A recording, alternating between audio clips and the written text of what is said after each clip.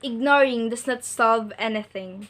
Good day, I am Hannah Fabilio, a Bachelor of Science in Information Technology student of Western Institute of Technology. Many ignore what they don't want to deal with. Ignoring doesn't change things. It doesn't make them go away, just like COVID-19 pandemic that has been ignored by many. COVID-19 is a new coronavirus strain that causes sickness.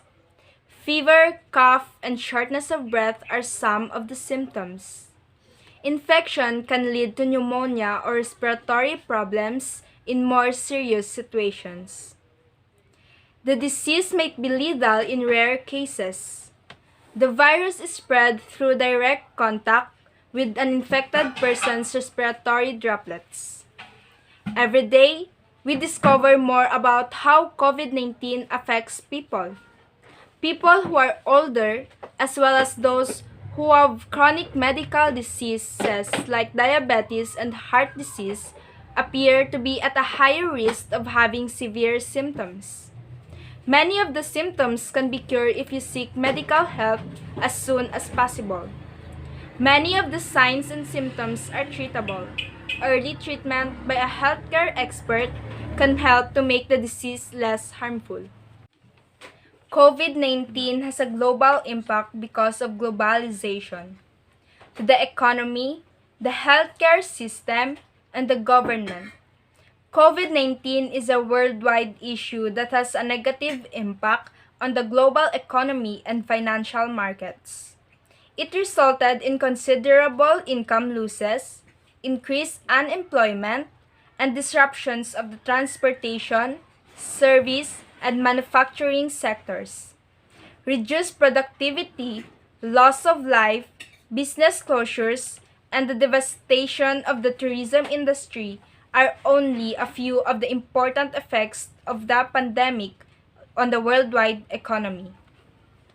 Public health, food systems, and the workplace all faced issues as a result of the COVID-19 pandemic.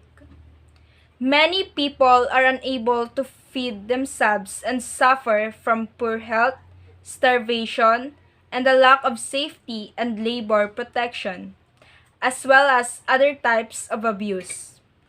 By exposing themselves to labor with poor and irregular salaries and a lack of social support, they are putting their families and themselves at risk. The COVID-19 crisis has governments around the world operating in a context of radical uncertainty and faced with difficult trade-offs, given the health, economic, and social challenges it raises. So, think about it and be observant. Don't you think that many people are ignoring this situation, especially this COVID-19 pandemic? Yes, most of us don't care about this COVID-19 pandemic. It is getting worse and it looks like it will never end. You want to know why? Because a lot of people are violating the protocols and being stubborn.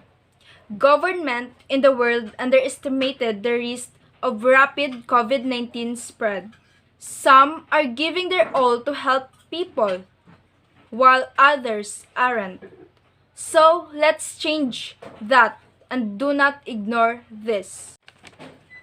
I want to remind you that COVID-19 is a serious problem and has damaged the whole world.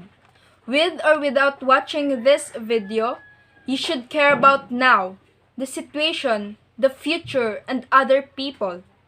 We must adhere to the protocols established by the government.